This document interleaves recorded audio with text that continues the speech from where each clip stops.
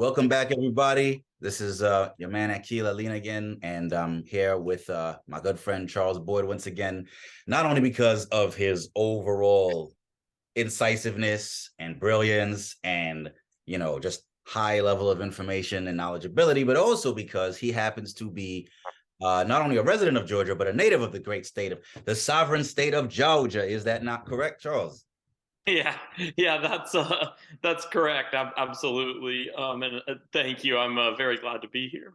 So, in a nutshell, today is the big day, the day of the runoff Senate election to determine whether Raphael Warnock will be able to fill a full term as a senator from the state of Georgia or whether he'll be replaced by Herschel Walker. And I guess my first question for you, Charles, is what are you feeling is likely to be the outcome based on not just the polls and all that stuff, but the opinions you're hearing on the ground? Well, a couple of things. So I certainly think that this is something where the sort of state government, the sort of state political apparatus, wants this to go a particular way.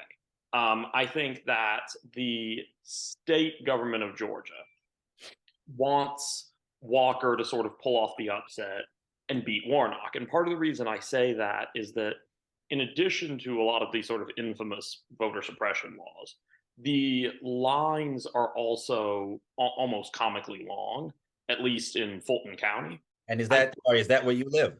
Fulton Oh County? yeah, I live in Fulton County, and Fulton County is a deep blue county. Now, some of this is probably because early voting is more likely to be done by Democrats, but also some of it I do think is deliberate, not only because of the sort of track record of the state government of doing things like this. Of course, we remember in 2018 when they were shutting down polling places in largely black areas, but also I actually initially tried to vote by absentee ballot, and they essentially slow walked the process so much that I felt that I needed to go out and vote in person to avoid the risk that it wasn't going to be delivered to me and then returned to them in time.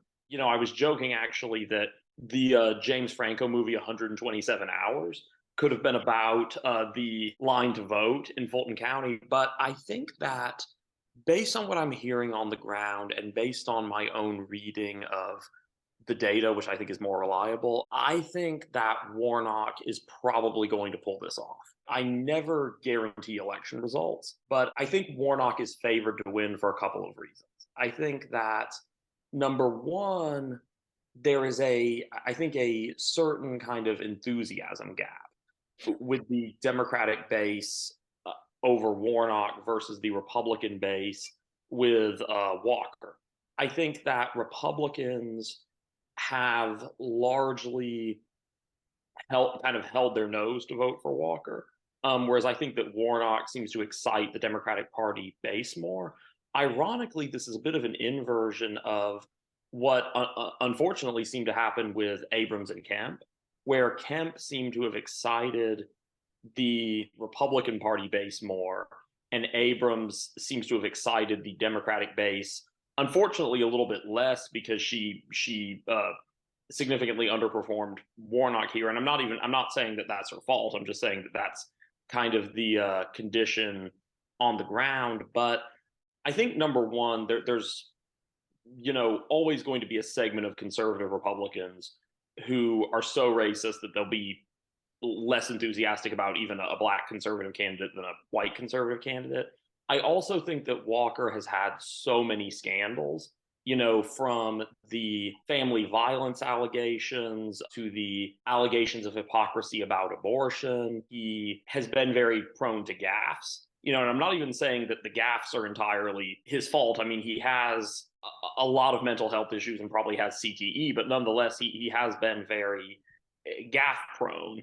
And also, a lot of his political views are kind of nutty, honestly, and I think, hard to make palatable to a lot of moderate voters.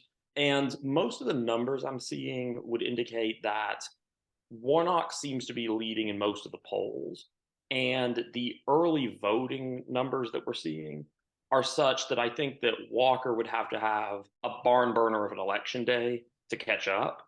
And that just doesn't seem to be the case. There doesn't seem to be that much enthusiasm. Ironically, Warnock might want to get Catherine Cortez Masto kind of a large Christmas present. I think that when Nevada was called for the Democrats in the Senate race and Cortez Masto won re-election, I think that by ensuring that Democrats had the Senate, and I believe that that was the final race that they called to decide control that was Yeah. considered to go Yeah. either way. I think that that created a situation where Republicans who felt like they had to vote for Walker to flip the Senate may have lost some of their incentive now that control of the Senate has already been decided. And once control of the Senate was already decided, I think that that made the enthusiasm gap, which favors Warnock, significantly more significant. You know what's funny about that? Sorry to cut you off, but Oh, no problem. I mean, my last video was about the mainstream media outlets calling the Nevada election for Cortez Masto and saying the Democrats control the Senate now. I've spent the last 2 years saying, it's this whole business of saying the Democrats, and I know you didn't say this, at least not in these exact words, but this business of saying the Democrats have control or the majority in the Senate with 50 seats because they also have the White House and the vice president can break ties in their favor. I always say I think that's a misleading way to frame the situation. And the proof is in the pudding of the last 2 years. Before 2020, your average person barely knew who the hell Kirsten Sinema and even Joe Manchin, who's been in the Senate a lot longer, were. But once you had this Senate split right down the middle, 50-50, all of a sudden now we've seen Manchin and Sinema emerge as these sort of moderate breaks or drags on progressive momentum in the Democratic Party's Senate caucus. At the end of the day, clearly, even when your party controls the presidency and vice presidency and Vice President Harris can break tie votes in the Democrats' favor, that's still not good enough to ensure their ability to get their agenda passed. I mean, Build Back Better didn't pass. The John Lewis voting rights bill is still stalled.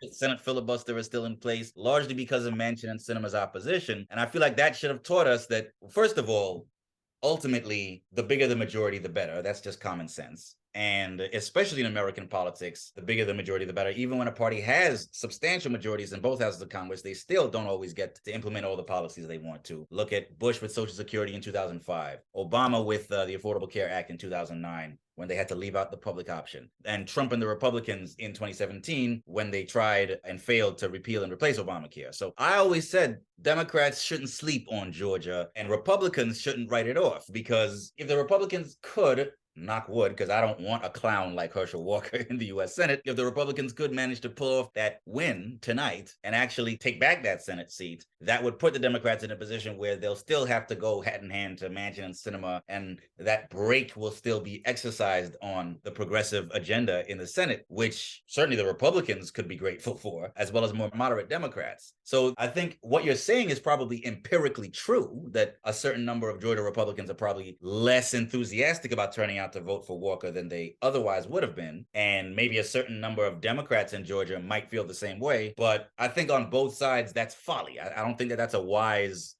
reaction to the state of affairs at all. Oh, I completely agree. I mean, I actually felt a little bit badly because I posted on Facebook and I said the Senate is ours when they called it for Nevada, and technically that was true, but I certainly hope I didn't depress turnout at all. But there was still kind of an element of relief that, like, okay, at least there is a ceiling now on how bad this midterm can go. Because I mean, I like, because I thought it was going to go more badly than it did. I did predict Democrats would. I actually predicted all the Senate races correctly so far. We'll see if I predicted Georgia correctly, but but I had a lot of concerns that this was going to go much worse for Democrats. Another reason that it's really good for Democrats to run up the score in these Senate elections as much as they can is that in 2024,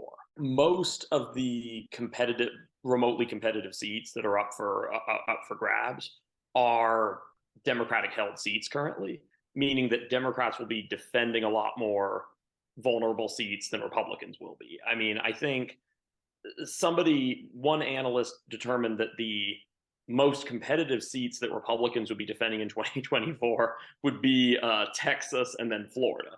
Now, there is, I would say, honestly, that unless Biden personally goes to Cuba and topples the communist regime himself, I do not think Florida is going blue in 2024. And I think that Texas would be highly unlikely to go blue also. Now, some of the doom scenarios I've seen about 2024 are far fetched. There was some concern at one point that Republicans could get a 60-seat majority in 2024. I think after these election results, that's almost impossible. Again, I don't guarantee anything, but Republicans would essentially have to run the table on some elections that they're not favored to win.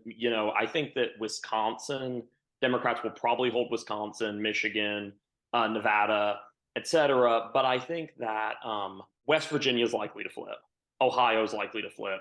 Montana is likely to flip. It's chances are in 2024. You flip from Democratic to Republican or Republican to Democratic? Sorry. Democratic to Republican. Right.